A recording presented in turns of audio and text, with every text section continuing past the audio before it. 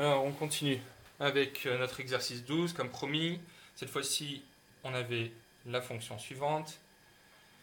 f de x égale x au cube plus 6x au carré plus x moins 5. Calculer sa dérivée, donc je vous ai dit, première chose à faire, on sépare les termes. Là, il y en a 4. C'est tout ce qui est séparé par des plus ou des moins. Tous ces blocs de calcul que l'on fait en tout dernier. Bon, on peut y aller vite pour la dérivée. On va le faire directement. X au cube, c'est une fonction de référence à connaître. 3x au carré, sa dérivée. X au carré, on sait que c'est 2x. Donc ici, 6x au carré, ça va faire 6 fois 2x, donc 12x. Et le plus x, ça fait plus 1. Donc voilà notre dérivée.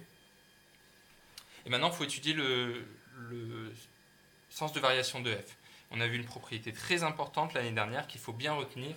Le sens de variation d'une fonction, ici f, est équivalent, ou est donné, si vous préférez, par le tableau de signes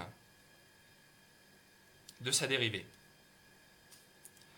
Et c'est un réflexe que vous devez avoir, parce qu'il va arriver assez souvent cette année qu'on vous demande le tableau de signes de f.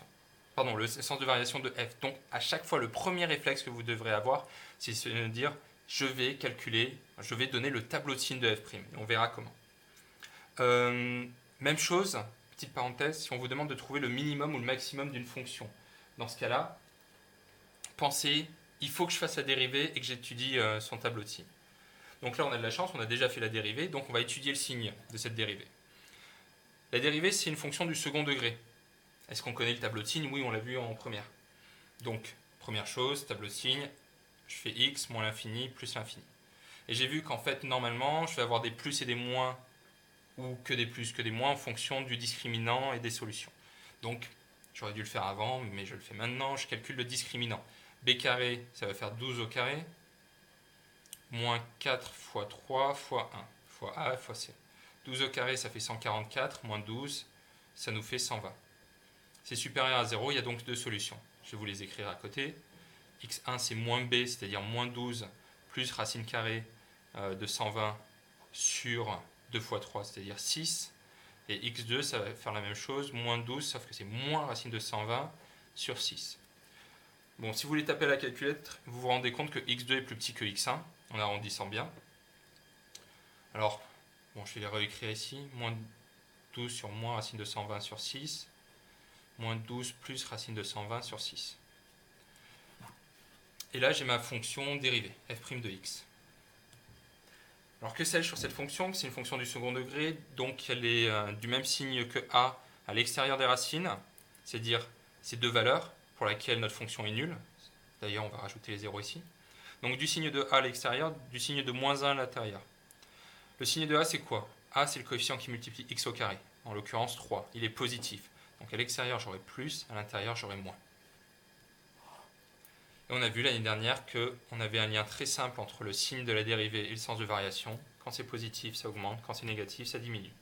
Voilà, on a terminé avec le sens de variation de notre fonction f.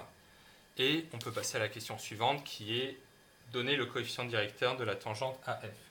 Même chose que dans la fin de l'exercice 11. Tout simplement, on va calculer f' de 2. Alors on sait que f' c'est donné par cette formule-là. 2 au carré, ça va faire 4. 4 fois 3, ça fait 12. On va faire 12 plus 12 fois 2, puisqu'on remplace x par 2, encore une fois, ça fait 24. Donc 12 plus 24 plus 1. Et tout ça, ça nous fait 36, 37. Le coefficient directeur de la tangente est de 37. On termine avec l'équation de la tangente, y égale f' de a, x moins a plus f de a. Donc ça veut dire que y égale f' de 2, vu que je veux le coefficient directeur de la tangente en x égale 2. f' de 2, j'ai déjà calculé, ça fait 37. X moins 2, ça reste x moins 2, plus f de 2. Alors là, il faut remplacer 2 là-dedans. Alors ça va nous faire 2 au cube, 2 au cube, plus 6 fois 2 au carré, plus 2 moins 5. 2 au cube, ça fait 2 fois 2, 4, 4 fois 2, 8. Là, ça fait 24 plus 2 moins 5. Donc on a donc 32 plus 2, 34. Normalement, ça fait 29. On peut développer un peu plus. Hein. Ça nous fait 37x moins 74 plus 29. L'équation finale de ma tangente, ça va nous faire, normalement, je suis trop fatigué, j'arrive plus, moins 45, j'imagine. Ouais, ça doit être ça. Et voilà, vous avez votre équation de tangente. On a terminé avec les dérivés. Maintenant, passons aux probabilités.